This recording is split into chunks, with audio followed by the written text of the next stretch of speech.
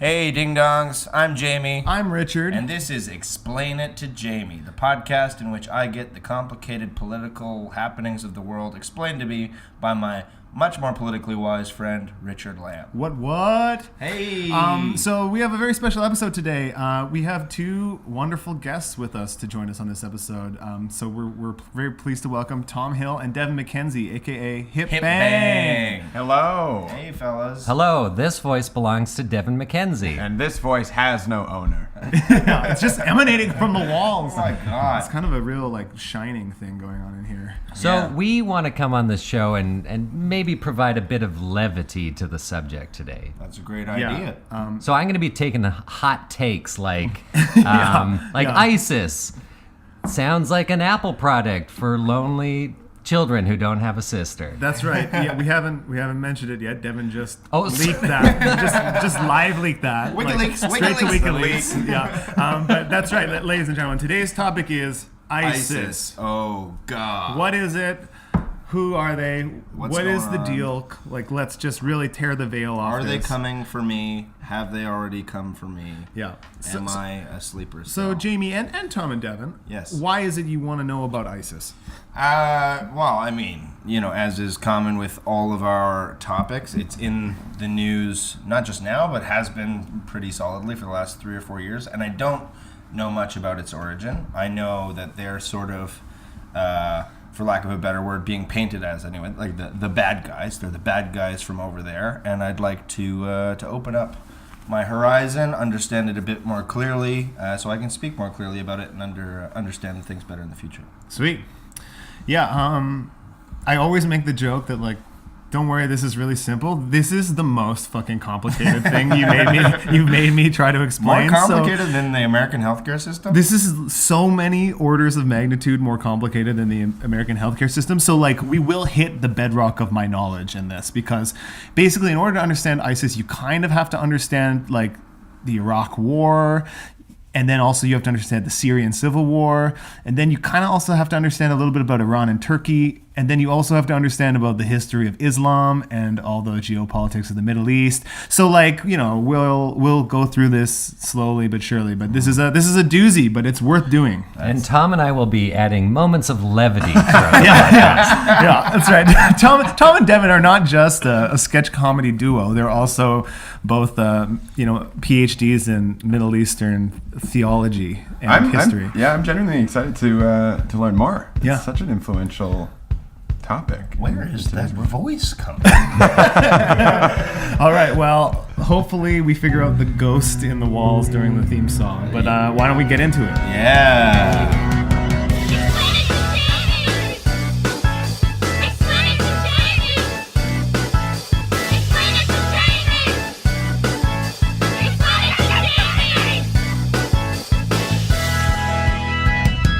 Okay, so Jamie. Yes. What do you know about ISIS? Where are we starting from? Okay, ISIS is the Egyptian mother god, who is also, as I understand, whether it's true or wrongful, included in 9/11. That's correct. Yeah. Yeah, and she's touched down in the Middle East, and That's right. she's just been causing a lot of shit ever since. That's as I It's been understand it. really a hassle to deal with. That's right. Yeah. No, you're super wrong. Yeah. Obviously. Yeah. One of these days, I'm going to be super right off the top, and it's going to be a 10-minute podcast. But it was just a guess? So you have no explanation? It's just the Egyptian mother god. Richard's like, yeah. Yeah. Okay. Nailed it. Let's do Brexit this Yeah, week? let's hard pivot here. Here, give me a second. We'll live roll the mics while I research the Brexit. Deal. It's going to be a 9-hour podcast. No, okay. So ISIS is, Yeah, it's that classic. It's that classic. You sound thing. like a dad who's got to have the sex talk right now. So when a jihadist loves the Quran very much, he decides to get together and create a caliphate. No, well, that's actually all true. So ISIS is an organization that is based in the Middle East, in what is Iraq and Syria. Right.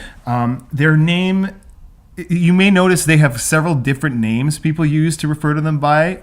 ISIS comes from them being called the Islamic State of Iraq and Syria. Okay. They also are sometimes called ISIL with an L. That's because sometimes they're referred to as the Islamic State of Iraq and the Levant, which is like the whole Arab crescent, including North Africa. You know, I have noticed that, and I've Yeah. always thought it's like whoever is calling them ISIL is like throwing a bit of shade and being like, I'm not going to say their name the way they want me to say it. I'll say Well, They ISIL. don't like ISIS, right? Yeah, well, because they did a rebrand like a year or two ago into just IS, Islamic State. So that's now sometimes people just call them IS. You know, it's like the simpler, cleaner, more modern version of their horrible thing. Did they get a new logo design too? Did they remove the serif? No, I think they use the same logo, but they have like weirdly good graphic design and like a crazy social media outreach. We'll get into all this.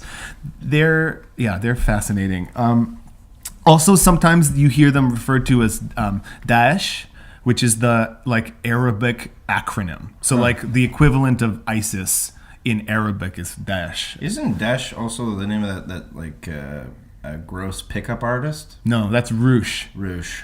Yeah. God. No, But it is come the on, name of the completely it ignorant. is the name of the woman who's a spice. Mrs. Dash. It's also the name of Oh no. Yeah, and actually, you know, it's also the name of a very famous reindeer, but maybe not the most famous reindeer. yeah. And actually, he founded ISIS. ISIS is like it's a North Pole Islamic Caliphate. Yeah, So all religion is kind of alike. that's right, Jamie. Well, we've had fun today. I've been Richard. No, okay. So, Are we laughing because of how heavy this is going to become? yeah, this is so We're heavy. all Oh yeah, I mean, procrastinating and look, trying to We're avoid it. nervous. here's the deal. The shit that we're about to get into is grim as hell. It's a combination of almost comedically absurd sometimes and just like so dark and frightening.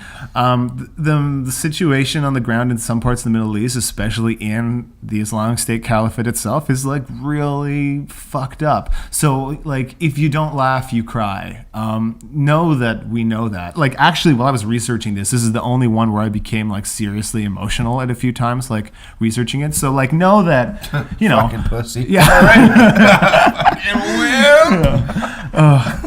Sorry, I didn't mean to undercut you're genuine. No, it's cool. I'm used to it. Right. No, so yeah, I mean, know that, you know, we're not gonna get bogged down into a lot of weepy tears here, but like, yeah, we know it's bad. ISIS is really bad, everyone. Yeah, I'm taking the mic. I'm getting really intimate right now. Listen, everyone. ISIS is bad. That's my big takeaway from today. So just stamp that on a plaque and smoke it. Yeah. So ISIS. Where they ISIS, the Islamic State of Iraq and Syria. Yeah. Okay. When did they get their start? So ISIS was founded in 1999. The group that became ISIS was founded in 1999 by this dude in Iraq who was a Salafist Islamic guy. Now, okay, like again, we're already getting into this. Salafism is like a branch of Islam that's kind of like the scary Islam that people are actually legitimately afraid of for good reason. It's the like super conservative, hardline fundamentalist Islam that believes in Sharia law being the like supreme law of the state and Islamic law as being the only legitimate law under God, right? And you know, like a lot of the Islamic fundamentalist terrorist groups are Salafist by philosophy. It's just what distinguishes ISIS from all the other groups is that they're sort of just doing it all for real. You know what I mean? Like all this stuff that these terrorist groups who have worked as like guerrilla kind of armies for a long time, like Al-Qaeda in Afghanistan and in kind of like the more Asian part of the Islamic world, they all kind of pull from the same philosophies, but Islamic State has been the most successful at putting them into actual action. Islamic State even they were called Al-Qaeda of Iraq in the mid 2000s. Like they like franchised Al-Qaeda in the Middle East. So like the Middle Eastern version of Al-Qaeda was the people who are now Islamic State. And actually when the Americans were fighting against the insurgency in Iraq after they had already beaten Saddam Hussein, they were fighting the people who are now Islamic State. They just had a different name. Actually, after the Syrian civil war started, is the Islamic State people started freaking out Al-Qaeda so much that Al-Qaeda like cut ties with them because they were too crazy and brutal. Wow. Like that happened in 2014 or 13. Right. You're heavy when. Yeah, that's right. Yeah. Exactly. So can I just jump in with a quick question here, Yeah. Richard? So Sharia law. To me, it's crazy that when you're saying they take it very seriously, they take it literally, Yeah. and yet they're so violent. So Yeah. is this a law? Is this a thing called a law that encourages violence? Because even that would be rare. it's not. I don't think Sharia law. Well, I think this is a good question. Maybe It's- their interpretation. of I'm it? not enough of an Islamic expert to distinguish between what parts of what they do are the specific Sharia law parts and what parts are the like scriptural parts. Let me explain it this way.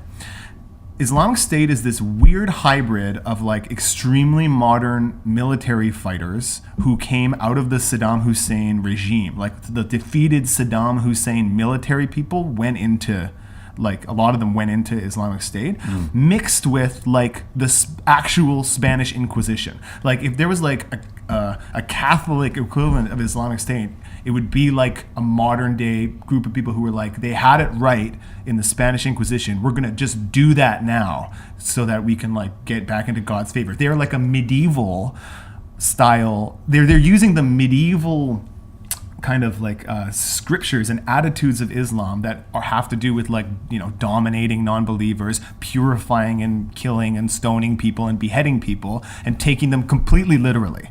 In a way, I almost see it, and my window into the mindset of these people was that it's like they have adopted a worldview which permits them to obliterate all of the gray areas in a region that is like deeply, deeply conflicted and full of gray areas and full of, ambiguity and constantly shifting borders, constantly shifting allegiances, constantly shifting governments. This is a completely black and white movement, like their flag, right? It literally says, we are the true Islam. Islamic State's version of Islam is the true Islam. And anyone else will either convert to our version of Islam or be murdered. Right. And that is like, easy to explain. Like it's easy to understand who's the enemy and who's not. And it's easy to understand if you're doing it right or not. Okay, so I've got a question/comparison because I'm from Edmonton, Alberta. So most of like the religious folk I grew up around were Christian in some degree, vastly Catholic. Yeah.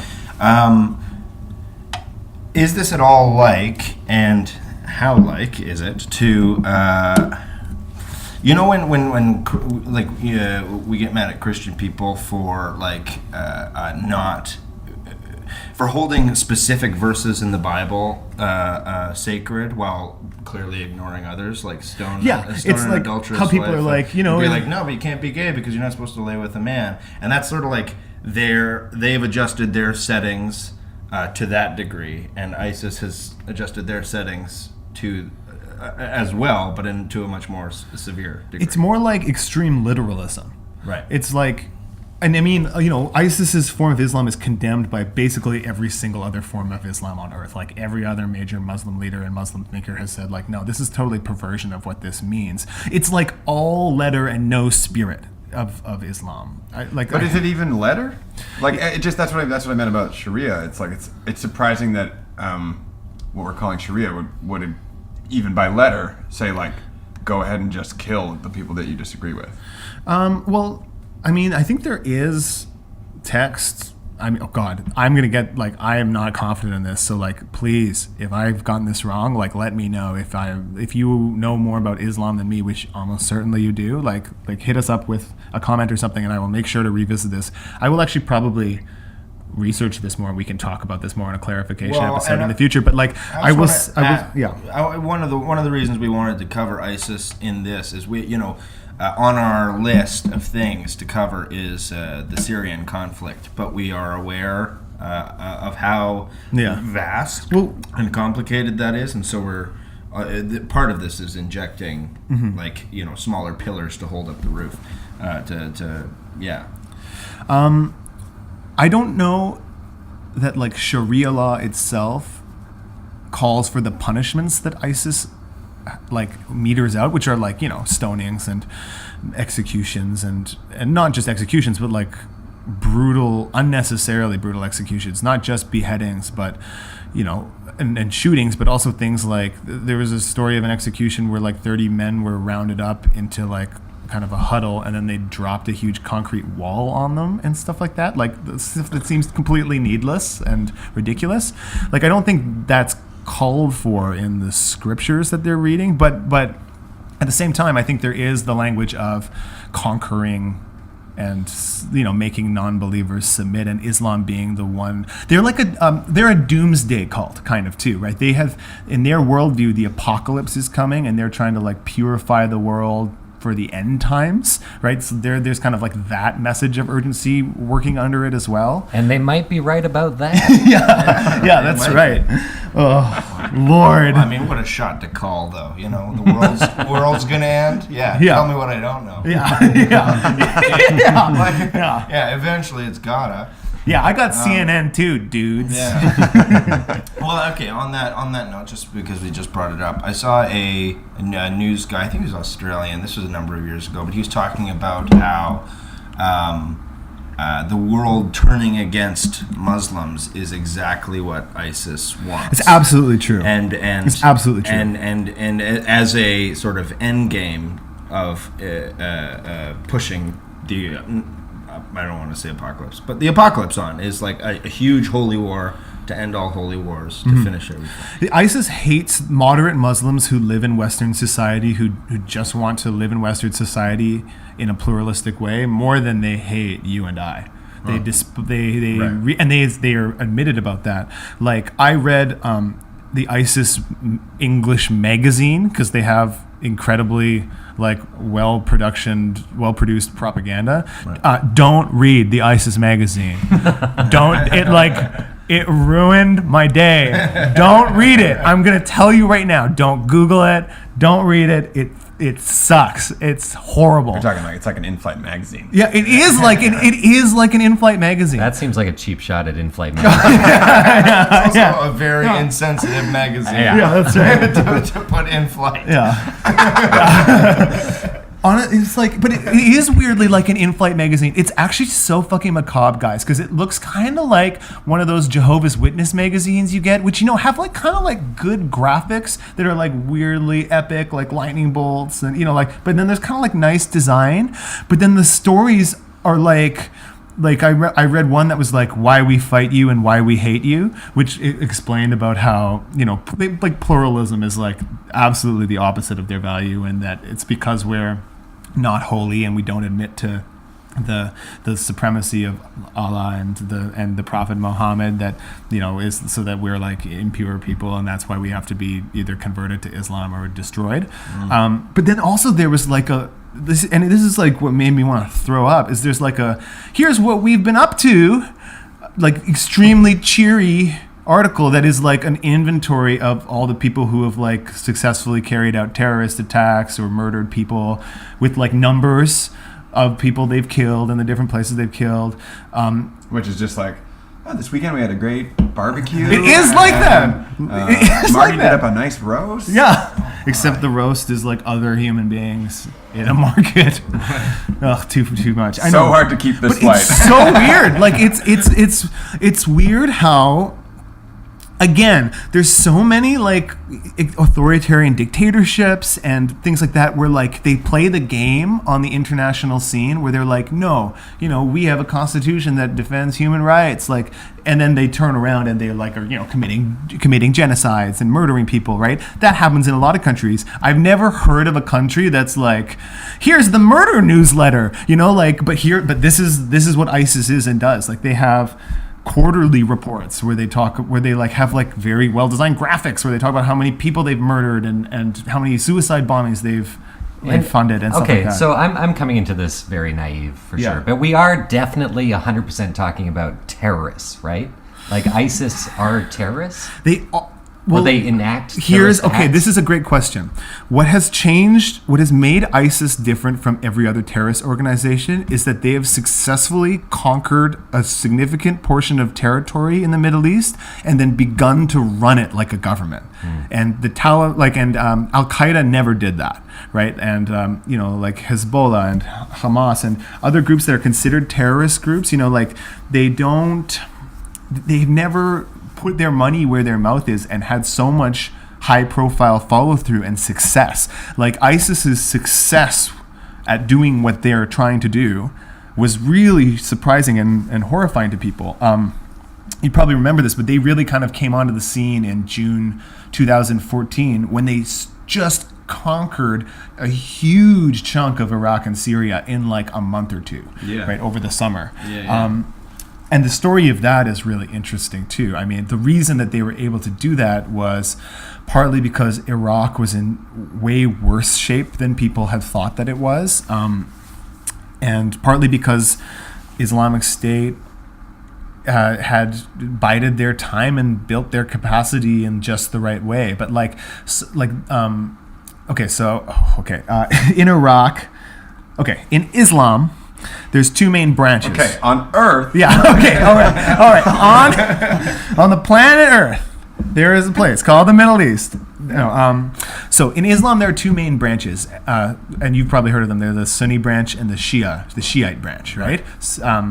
And Sunni Muslims and Shia Muslims do not like each other very much, and often exist in tension in the societies they exist in. Now, it's not crazy for our heads to get around that. If you think of like the Catholic-Protestant divide in historical England and in Ireland, and stuff like that, there's tension because not just because of the like theology of it, but because where these communities have grown up as separate communities, they've also kind of grown up as separate cultures with separate norms and networks of communities and economic ties and things like that. So in the Middle East, if you're a Sunni or a Shia, it is a pretty significant thing and often interacts. And then it also interacts with the regional identities. So, sometimes Sunnis and Shias from different regions don't like each other or work together. It's not like a hard line, like Sunnis and Shia don't like each other.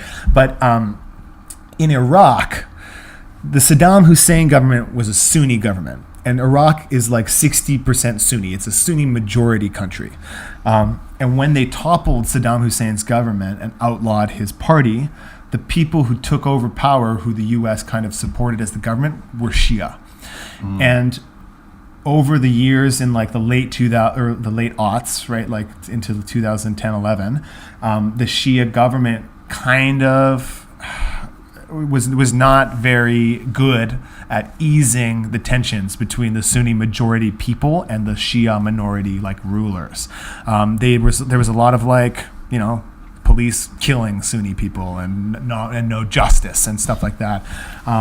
And just a lot of kind of oppression of Sunni people, certainly by their standards. The thing that caused Islamic State to move at all in the beginning was there was this kind of big Sunni protest camp outside of Fallujah, which is near Baghdad. And this protest camp had existed for about a year in 2013. When you say protest camp, what you're talking people in a permanent state of protest? Like Occupy Wall Street. Yeah. It was like, we're setting up camp here because Sunnis are being oppressed. And there had been threats to dismantle the camp, like think of Occupy Wall Street or any protest camp in the West. It's the same thing. And the government moved in and like burned this protest camp, and there was so much anger in the Sunni community, and like there were like there's lots of armed militias. Some of them are a couple dozen dudes in a village who are like the village people who protect the village. Some of them are hundreds of people in like a coordinated network. So there were lots of kind of like little armed excursions, but the first Islamic State attacks happened in the wake of this protest camp being burned. Islamic State is Sunni. They're a Sunni group, right? So that was in January of 2014. Fast forward, in June of 2014, Islamic State had been fighting in the Syrian war as one of the like anti-Assad, the Assad government is like the government of Syria who people were rebelling against, and they are also a certain sect of Shia. And they occupy most of Syria, don't they? The Assad government? No, the Islamic State. Yeah. Islamic State occupies a big chunk of like central eastern Syria, but it's not a very inhabited chunk. Right. So it's kind of like most of the big cities and stuff around the edge of Syria, that on the western kind and northern and southern kind of edge of Syria. And so Islamic State kind of has control over this big chunk in the middle. And Mosul, right? Or and Mosul. That's right. And so this was the big grab, right? So in June of 2014, Islamic State, who had been fighting and who controlled a little bit of territory in Syria, decided to drive into Mosul as a show of force. And what they intended to do was take over a couple neighborhoods for a couple hours and send a signal to the Iraqi government that, Sunni people were being oppressed, weren't going to take it anymore, and had like significant military power that shouldn't be ignored, right? And at this time, Islamic State was a much stronger mixture of these Salafist Islamic fundamentalist people and Saddam Hussein's old military guys who were Sunni, right? And who were a lot more moderate and not so religious. They were more political than religious, right? For them, it was a Sunni identity thing, and for the Islamic State people, it was a religious thing. But they were all Sunnis, so they formed a coalition.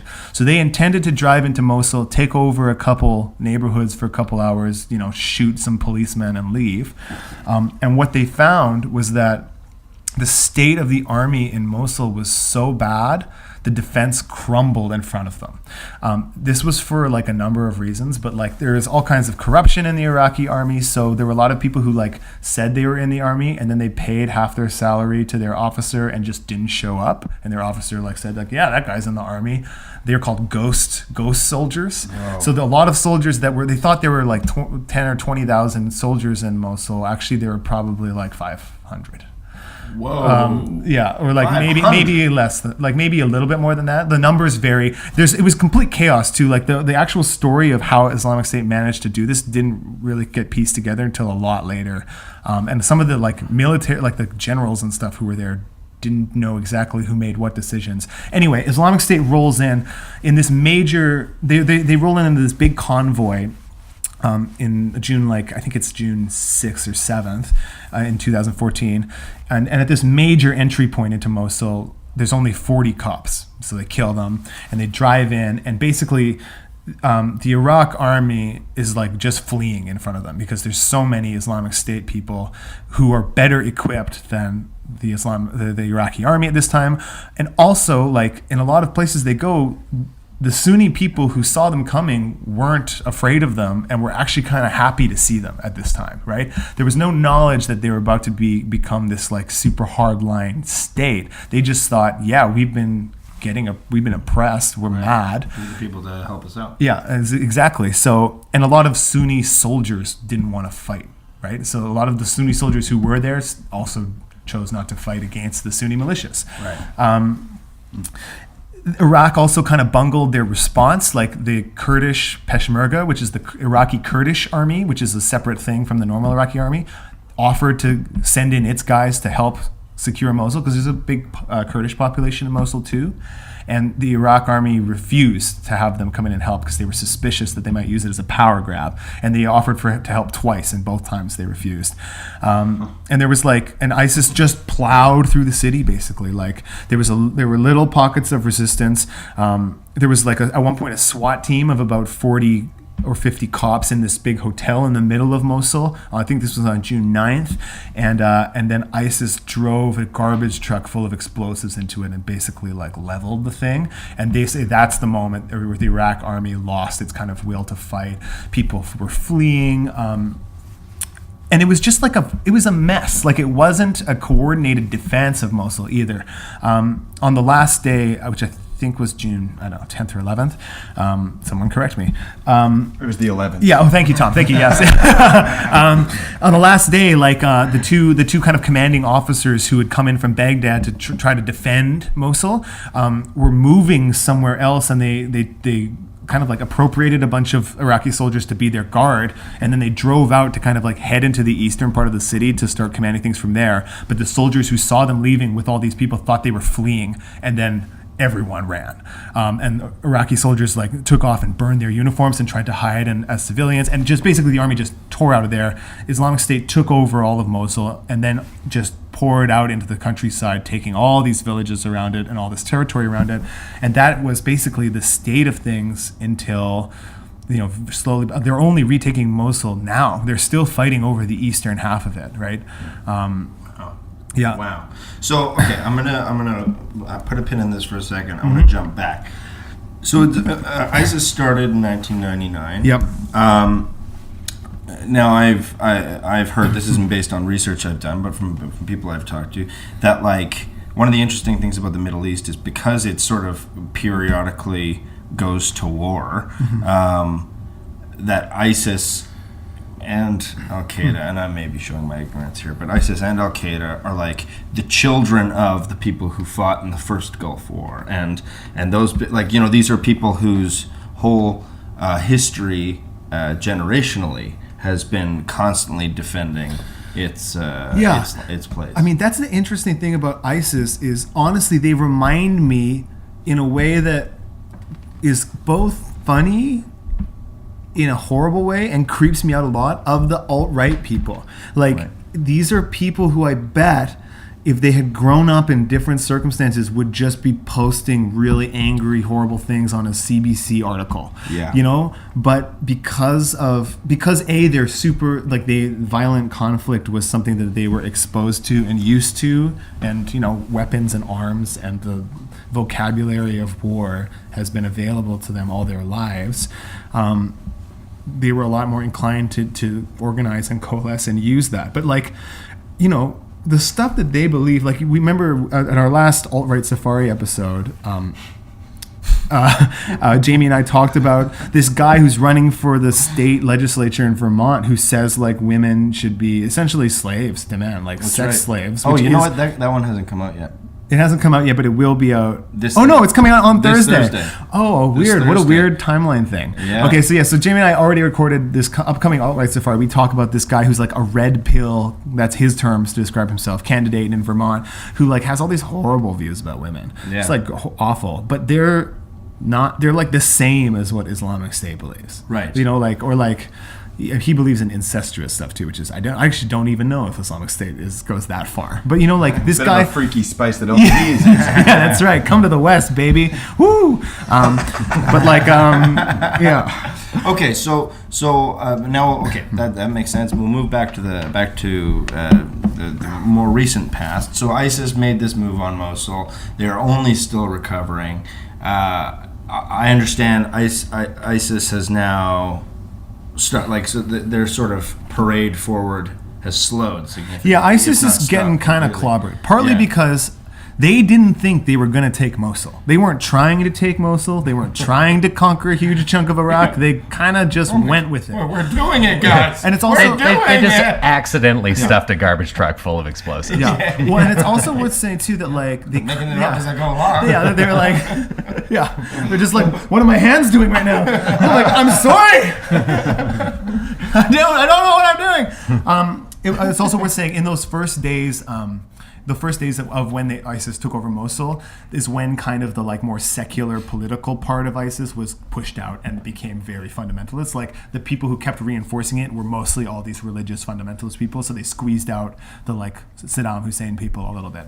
Part of the reason is that when they seized Mosul, they got a shitload of weapons and money. ISIS was for a while like maybe the richest terrorist organization that's ever existed because they seized all the central banks in Mosul and stuff like that. And they were taxing everybody really heavily. Crazy. Taxing people like crazy, taxing goods like crazy. HST was way up. It was fucking bad shit. Oh man. The price of a movie went through the roof. Carbon tax was bullshit. Yeah, Cheap Movie Tuesdays was actually like $15. Oh God, those fucking pissed. Barbarians. Yeah. Oh man, the Trillium benefit was halved. Yeah. Can I ask a question, Yeah, Richard? yeah. I know I'm not Jamie. You of course can ask a question. I've got a little map up here on the phone, and so we're talking about the Syrian. I guess my question is, yes, we've got the Syrian civil war going on. We've also got Mosul, which is in Iraq. Yes. And ISIS wants to sort of operate in both countries. Are they kind of evenly in both countries? Why Mosul versus a place in Syria? Is there a significant? They want to make it, I assume, one state. Mosul's close to the Syrian border. Yeah. Right, and I think ISIS targeted Mosul specifically, is my guess is because they knew that there was a lot of Sunni discontent with the Iraqi government, and they wanted to show force and rally Sunnis to their cause. They succeeded beyond their own wildest dreams.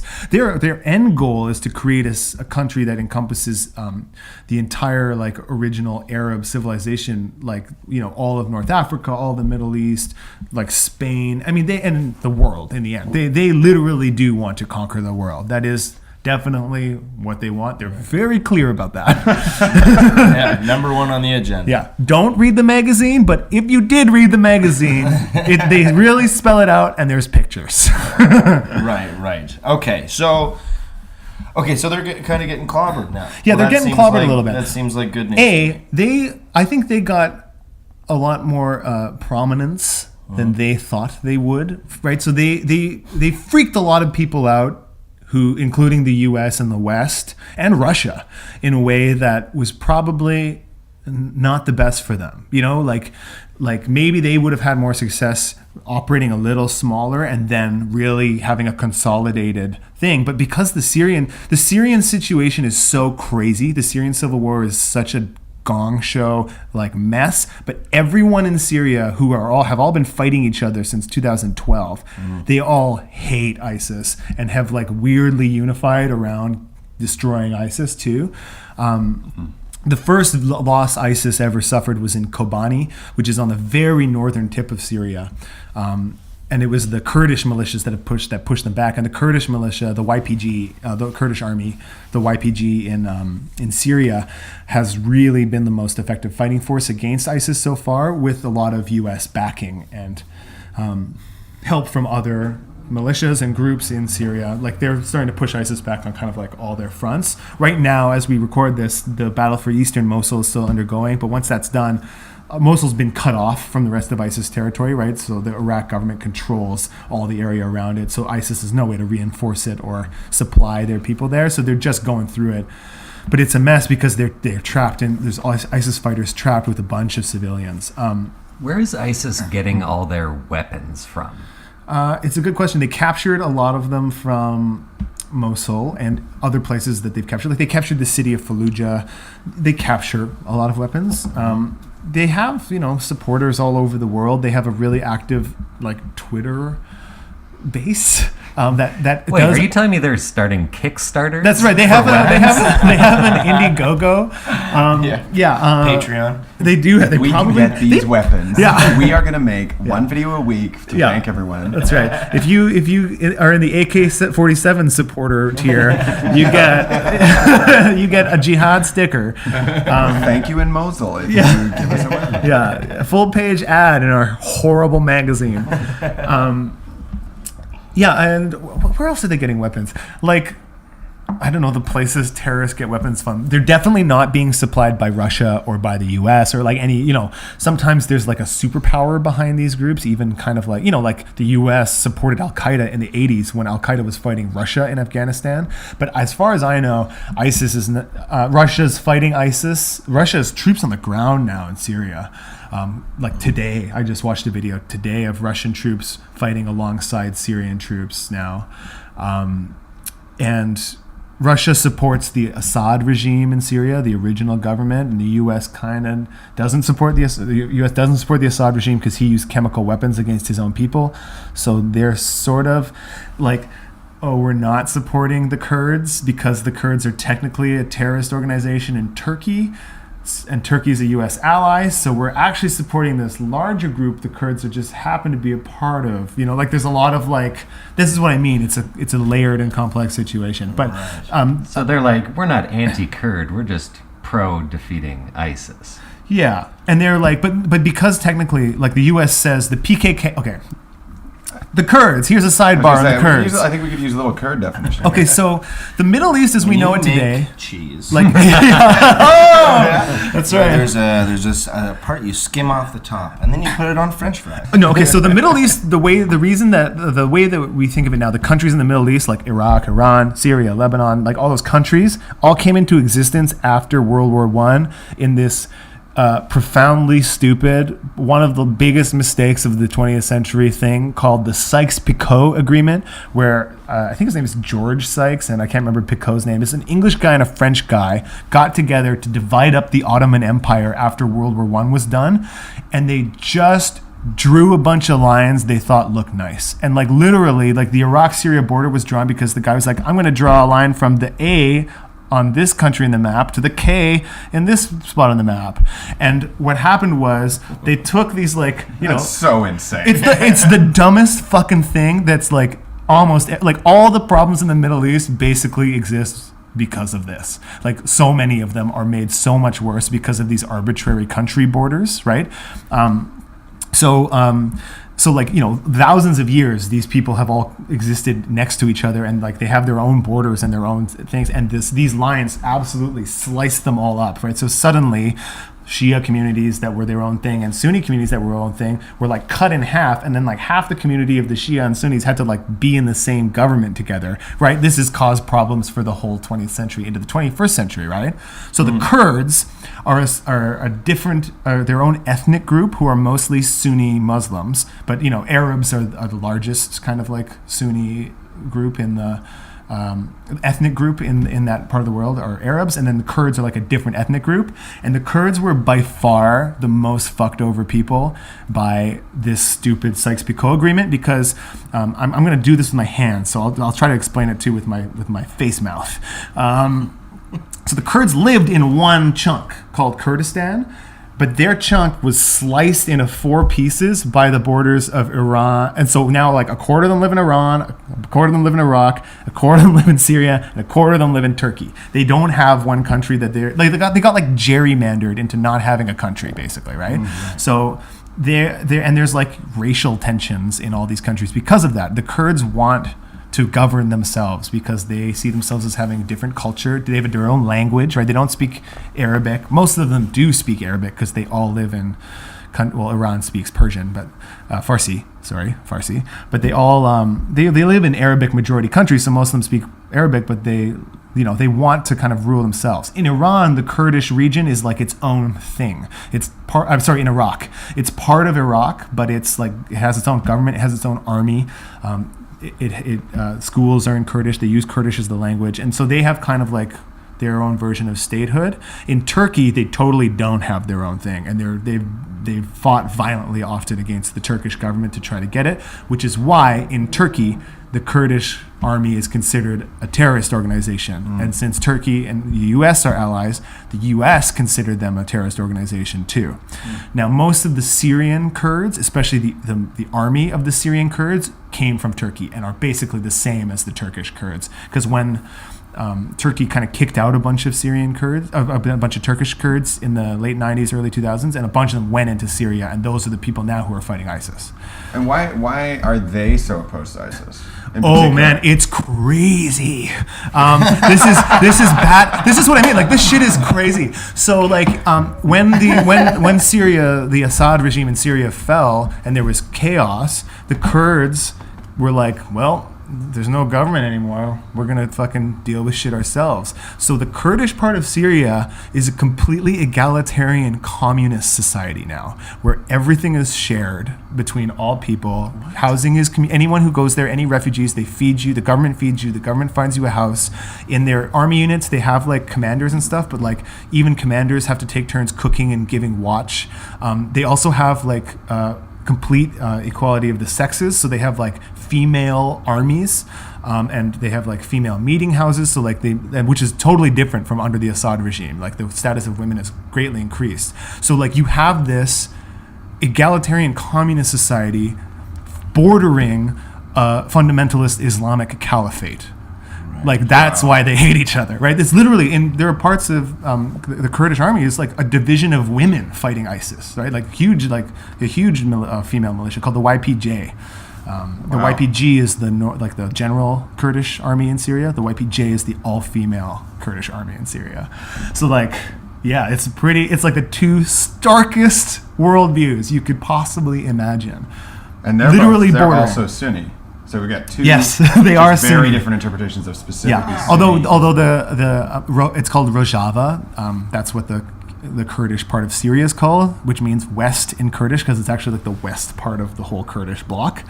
Rojava is a secular country, technically, right? It's like the religion is not part of their governance. Wow. Right? How crazy is that? It's really helpful to be looking at a map while we talk about this. Wow, that is. You're right. This is incredibly complicated. Yeah. Okay, my next question is so.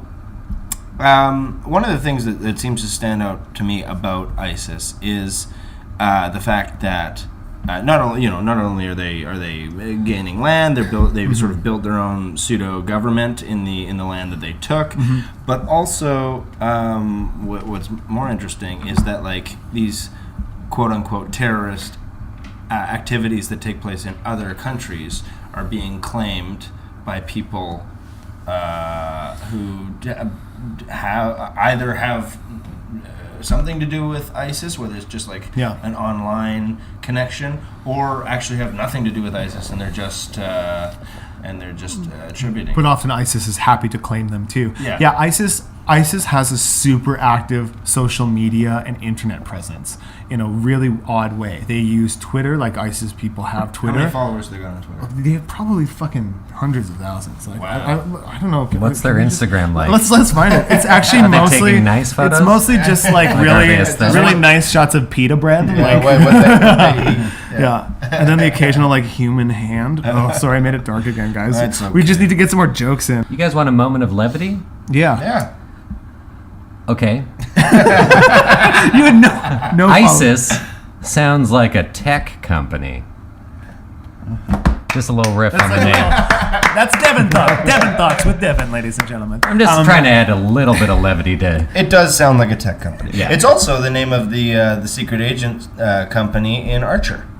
Yes, That's right. it is. And why is that? Well, it was. I think it was named after the Egyptian god. And then when ISIS sort of became hugely prevalent in They 2014, just turfed the name. Yeah, they just turfed it, never referenced it. Just like just got rid of ISIS in the show. It was folded, wasn't it? I don't. Yeah, there's like We're like, specific. look, listen to this. I'm desperately talking about something that's not ISIS. Yeah.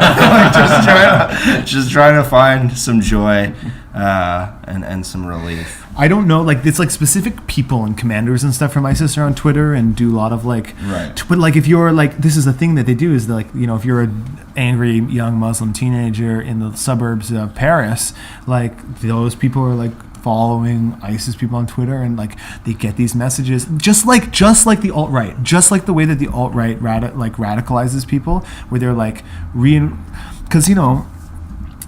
They're taking advantage of the alienation that young Muslim people do feel in the West because they are looked at with hostility and suspicion in many places, and they're saying the only place you'll feel at home is in the Caliphate, right? Yeah. If you got to come to the Caliphate, that's where you belong. You're not meant to be there, or like you know, it's noble of you to sacrifice yourself and kill infidels, and you know, like that's how that kind of happens. There's like a whole network of radicalization. It also takes place, I think, person to person. You know, like there's lots of infiltration in ISIS. Like there definitely are people from ISIS in the West who are like speaking to people and radicalizing people.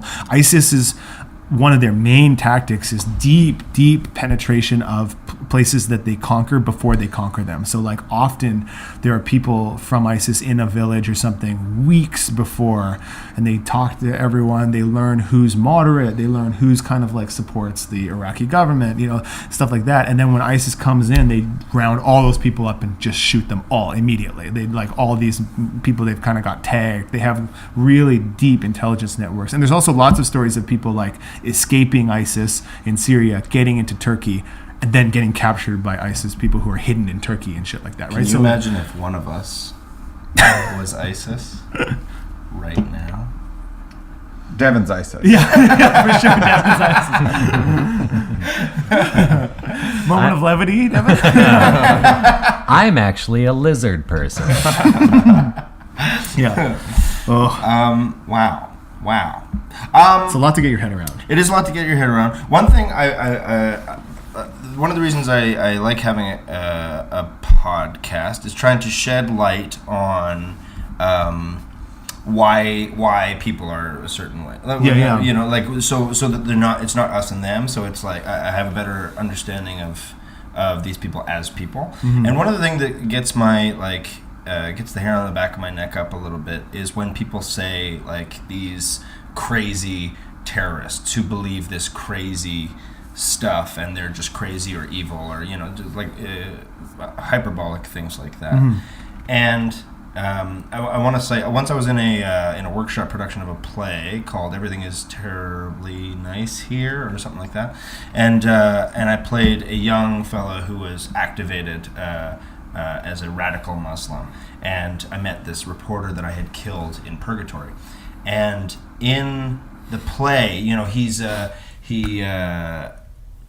sort of calls it. He's you're a coward.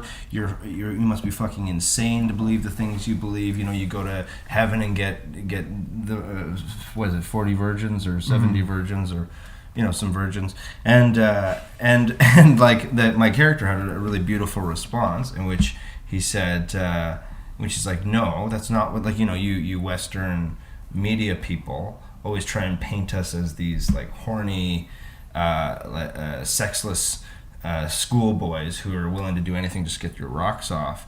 But it's a misreading of the text that it's 40 virgins. It's actually if you go back in different translations, it's 40 raisins.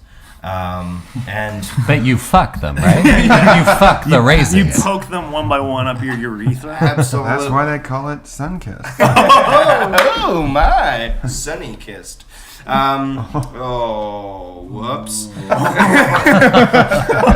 Anyway, so you do it for 40 raisins, and then the reporter says to my character, he says, so you killed yourself and other people for like dried fruit? And my character gets to say a beautiful line which says, no, I killed myself because I believed. And like the whole premise is, it's not for any of these rewards, it's not for this thing, it's because this is the world I was brought up in, and these are the things that the people around me believe, and this is, it's not different. It's sort of like, I don't know if you guys know the Sam Harris fellow, he's like a neuro scientist and an author, and he talks about how how free will is like non-existent, because the only thing that differentiates us is our nature and our nurture, is the DNA, the thing that makes our brains are all unique and operate differently, and the circumstances in which we were raised and grew up are different. But like if I was raised in Spain and also Kamloops or whatever your background is, Devin. Are you talking specifically about me right now? Specifically about you. If I had the exact same upbringing, I was as you, born in Australia. I moved to Spain. I lived in the south of France, and then I moved to Vancouver briefly, and then I moved to the Okanagan Valley. ladies. Ladies. If I had all of those circumstances exactly the same and the same DNA and so on and so forth, Jamie, would be exactly like Devin and vice versa. And so there's a long way of saying, these are, I don't know, these are just people, man. People who grew up in a different situation and have a different, a completely different understand that they are human beings. Yeah. They have, and I've I don't know if this is like a fancy official opinion that other people have validated. I've thought to myself many times that religious fundamentalism is an expression of control in a world where so many things are beyond your control. And it makes sense that an environment like Iraq of the last 20 years would give birth to an extreme fundamentalism and an ideology of extreme control. That being said, these are people who are choosing to basically uphold a society that has no regard for human life whatsoever. It is a brutal, deeply arbitrary, abhorrent society. It is a medieval society. It behaves, the regard for life that they have reminds me of the medieval times, what we think of as the medieval times. And people fought tirelessly for hundreds of years to bring about the world that we have now, where you don't just murder somebody, right, for not attending a Sharia law class, which has happened many times there. You don't behead somebody and crucify them and put their crucified body up in front of their family's house, right? Like they are human beings, but they also are. They have control over their own actions. Yes, and I do not, and I certainly don't want to come off like there's no such thing as bad or no such thing as negative. Like, there is. Certainly. It's ISIS. ISIS is bad. ISIS is bad. They're very bad. Yes, but are they good at all? Yeah. They're super funny on Twitter. Yeah, they got Follow Friday. Yeah, under 140 characters, and they can just rip it, man. Yeah. Punchlines for days. Follow Friday Kendrick 420. So where, because like it seems like first of all they fought pretty hard for Mosul. They like stayed in Mosul. This is the little bit I know about. Yeah. It. They've actually like been holding it pretty good given the They like governed Mosul for 2 years. Yeah. Yeah. So now, I don't know if this is jumping ahead, but I'm just curious. What's next? Because it doesn't seem like it seems like they got a lot of people that want to destroy them, but it'd be pretty tough to fully destroy them.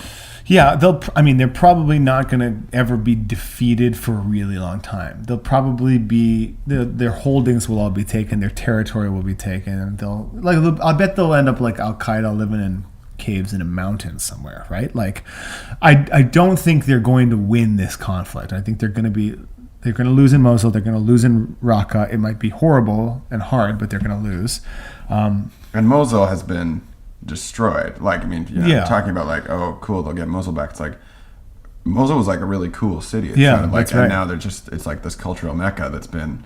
And they destroyed tons of it. They went into the Museum of Civilization or something in Mosul and destroyed like thousands of Mesopotamian, Assyrian artifacts, and that's extremely like that. sad. I think the museum curator, they just recaptured the museum, and they went in and looked at it, and people said they wept when they saw what ISIS had done in there. One of my dreams is to go to the Hagia Sophia in Turkey, but it's like obviously not a great time to go to Turkey. Actually, I was looking on the tourism website for what's the name of the country or the city in Turkey where it is, capital of Turkey, Istanbul. It's in Istanbul, and the tourism page was like, well, no, it's not the tourism page. It's like, is it safe to go to Istanbul? And they're like, it's like, yeah, it is safe if you avoid crowded areas. They're down to like one terrorist attack every like 3 or 4 months or something like that.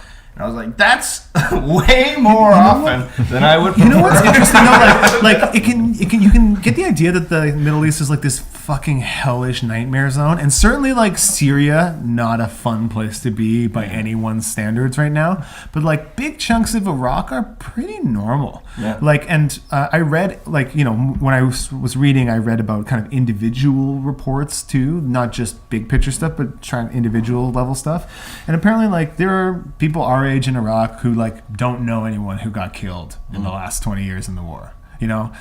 Or like it's possible for your life to have been, it's scary, but like not every day is like, oh, I'm huddling in a broken doorway. Like you can live a pretty normal life. Like I would say that for them, like bombs go off. There's places where like apparently bombs go off and people don't even really notice anymore. Like they don't kill tons of people. Like think of how often like a car accident happens in Toronto. A lot of them happen. Yeah. How often do they register? How often do you think of them? How often do you hear them? Like it's. But that's an accident. That's an accident. Yeah. That's not like an attack. Yeah, it's true. Just anyone. I guess what I'm trying to say is that like tickets we're going right now. We're going To Mosul in particular. To Mosul, specifically in Mosul. I've been hearing a lot about Certainly, it. like there are parts In that the last are half on hour. there are parts that are on front lines that are super dangerous war zones, but like lots of it is not a war zone, and people live there and would probably love for more people in the West to understand that they're like, yo, I was at a bar today, like I had a grolsch, like it's not like Black Hawk Down all day every day. They're like it is bullshit that it's so expensive to see a movie on Tuesday. Yeah, But other than that, is, yeah. like Right. we're still going on Tuesday. Yeah. Totally. Yes, for sure. It doesn't have to be Black Hawk Down every day. Yeah. But the fact that it is sometimes makes me nervous. Yeah. You Well, know? and we live in a super safe country. Our country sure. is crazy safe. Like even in America, if you're in a movie theater, you can get shot, right? Like Yeah. like there's mass shootings in America, 6-7 times a year now, right? Like Yeah. But that still is, compared to anything else Right, that right, could right. kill you, such a small thing. And I guess for most people's day to day, it's the same thing. Like the risk to maybe it's a slightly more elevated than us, but like they think of getting killed in a bombing in like most cities around there probably the same way you would think of getting in a car accident. Like it's a possibility. It happens to people. You know it's happening all the time, but is it really like in the front of your mind all day, every day? Probably not. You know what I mean? I think that seems like more the day-to-day reality for people than in certainly in safer cities anyway. Yeah. Interesting, right? Very interesting. It makes me like, to be honest, like in a weird way, researching it so much made me really want to go and just see some of it and get some firsthand experience, because there's so much like weird media narrative that we have about what the Middle East and Iraq and Syria are like, that I feel like I have so many like my entire image of what Iraq is like 900 Iraqi dudes in a street going "Bah!" and like shooting their guns and stuff, but I know that that's not what it's really like. But Yeah. you know, I really pushed up against my own preconceptions a lot of the time when I was researching this. Yeah. I've always been interested, and I know I'm not allowed to go, to Mecca. I've always been interested in that. And, you know, because you have to be Muslim to go there. But I wonder, you know, surely there are white Muslims who go. I wonder what it would take for me to, you know, like what test they would put on, you know? But I'm interested. Like, fucking, it looks Such amazing. a bad idea. That's such a bad idea, Jamie. But it's so amazing. Oh, it does Have look you seen the cool. photos of Mecca? Yeah, it looks beautiful. It's great looking. The photos? Have you photos. seen the photos that they put out? Yeah. Those photos. Looks great. Looks like a future place. Yeah. Yeah. Yeah. A lot of Islamic architecture is super cool. The Hagia Sophia. It's like one of the marvels of humanity. Yeah. Istanbul is an astounding place. Yeah, it's the only reason Western civilization exists, guys. That's what I found. I think it's an interesting point, Richard, that there's like so much like sort of positive, obviously people living normal lives in these countries. And that's what really made me sad about Mosul, is that it was like, Yeah. I'd never heard of Mosul. Then I'm like hearing about it, and then you start hearing about like Mosul was one of the like, I kind of got the vibe. It's like, it's the Austin of Iraq. Yeah. It's like, oh no, Austin in particular? Like Austin seems great. Like it's just, so it kind of goes both ways. It's like they have a really cool normal culture there, but then now that'll never, I mean, of course there'll be strong cultural forces there, but geez, is it going to be hurting there for a while? I mean, Yeah. you can only hope that there is an incredible bounce back in that city once ISIS is gone. Just like Berlin had an incredible bounce back and is now one of the most culturally vibrant cities in the whole world. Yeah, maybe that's the secret. Is every country in the world should take a go at taking over the world, and then when they get fucking punished, they reap all the benefit of humility. Instead of the National Endowment for the Arts, the United States should just round up all the artists and make them like Trail of Tears march from New York to LA, and then they'll all have a lot of stories to tell. And that's a horrible thing to say. Really dark, you guys. It's I don't really like dark, this yeah. line of thinking. Yeah, I mean, and certainly like the people who live in this region are tough as hell. They're tough as hell. Is like reading about the Kurds, reading about the people of Mosul, reading about people who've had their lives uprooted so much. Like they are, I can't imagine it. What's crazy too is like how similar our lives might be in so many ways. How their lives resembled probably what my life in a major city is like, except then it was like totally uprooted and pierced by conflict.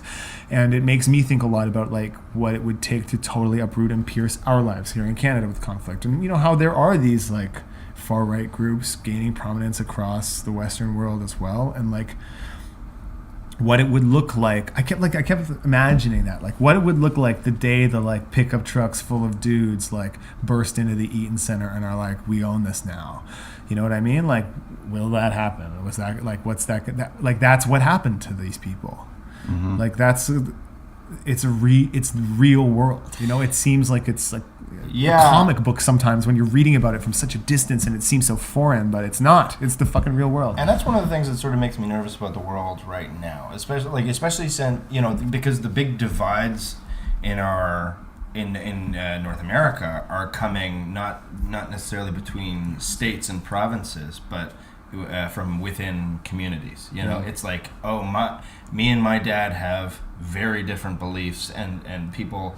I'm speaking theoretically, not in reality, but like me and my dad have different beliefs, and his friends are really militant about their beliefs, especially with this whole Trump thing and how the States is so divided and Canada is becoming more and more divided. Did you see fucking and I can't help but look Maxime Bernier? Did you see this? So, we all know Kelly Leach is like our crazy right-wing person in the conservative leadership race, but Maxime Bernier released a red pill meme where he was edited himself into like the Matrix, and it was like, will you take the red pill and wake up, or will you take the blue pill and stay asleep?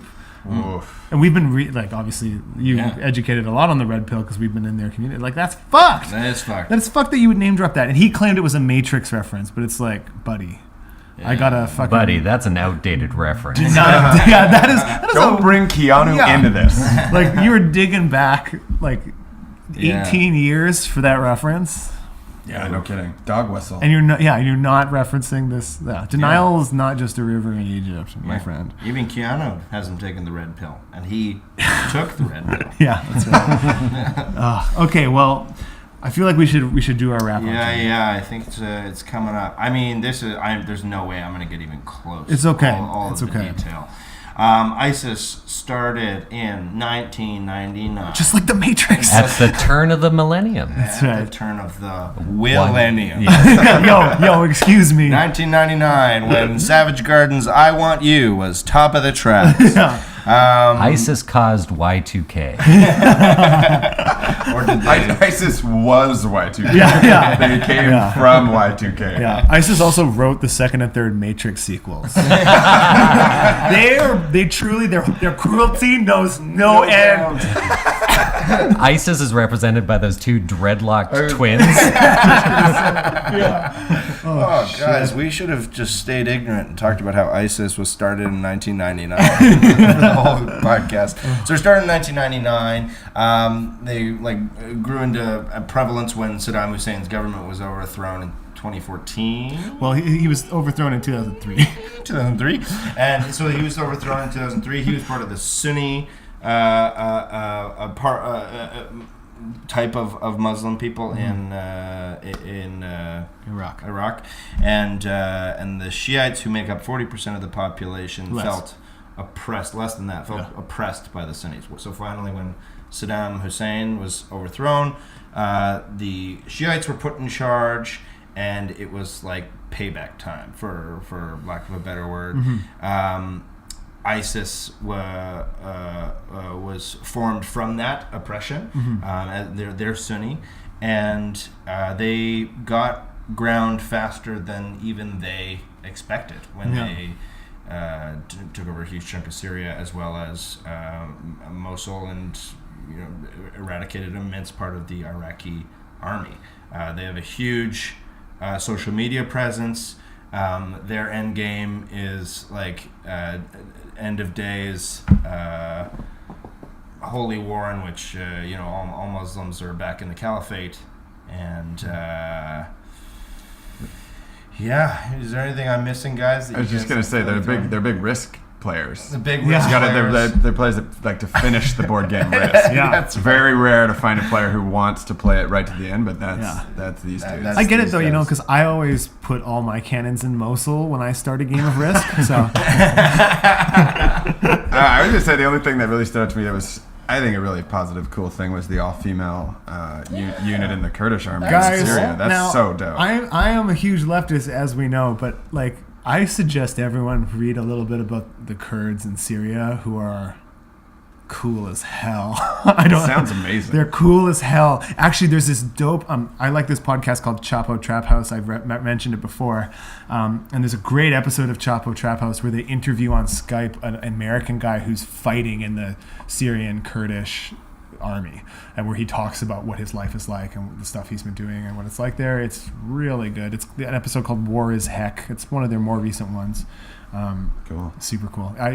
Read about the Syrian Kurds and the YPG and the YPJ. Super cool stuff. Yeah, and I don't know. Do you guys have anything else that I'm missing? Very like something real pressing. We didn't really touch on it, but I think it's crazy that we've talked a lot about like in the Middle East in particular, but that this movement and this group have activated, for lack of a better term, so many people around the world. Yeah. Is that maybe part of what makes it so scary? In addition to, it's like they're not your everyday Iraqi militant group. Yeah. They're sort of the social media side of it's blowing them up. But also. know too that like their greatest weapon is our fear, and what I mean by that is like our greatest protection against them actually in the West is having a really healthy, like moderate Muslim community, a healthy Muslim community that does just want to exist peacefully in our societies as members of our societies who just have their own culture, like many of us do in Canada, a multicultural nation. Like if we, by accepting those people and showing that yes, that identity is valid, you take the energy out of the people being pushed into ISIS's arms by feeling alienated and suspected all the time in the West. Like that helps ISIS so much, like to reach out to the Muslim community in your wherever you live and get to know them and just make them a part of your lives, or like understand them and just like, unpack whatever fears or worries you may have about it. That's the defense against ISIS that all of us can undertake. Like that will win the battle in the West for sure. Totally. Strong words. We're gonna call it here. Before we take off, I want to help my pals here plug their stuff. Is there anything you guys want the internet to know about yourselves? It's all This is like, not really. That like they. Let me just take a breath here, Jamie. Yeah, we do a lot of wacky jokes. This is our typical type of work. We're getting into deep political discussions. No, you can check out our website, Hip.Bang.ca. From there, you can find some links to our YouTube channel where we have a fun wackadoo web series out. Yeah, actually, Ooh. that's a great. Like, you know what? It's not as a shitty segue as it may seem, because it could be a beautiful aperitif to this. To this Western podcast. media is banned in the Islamic State Caliphate, so fight ISIS, watch Hip.Bang, Bang. laugh heartily. Yeah, enjoy yourselves. And please like, share, subscribe, leave us a comment on iTunes. Yeah, huge thanks to Tom and Devin for being our guests. Yeah, It's can we get awesome a to have you big guys. round of applause for these guys. Beautiful. Thank you. That was really It's nice. great. Wow, Really good. that made it all worthwhile. Really good. Okay. Yeah, I'm Jamie. I'm Richard. And it's been Explain It to Jamie.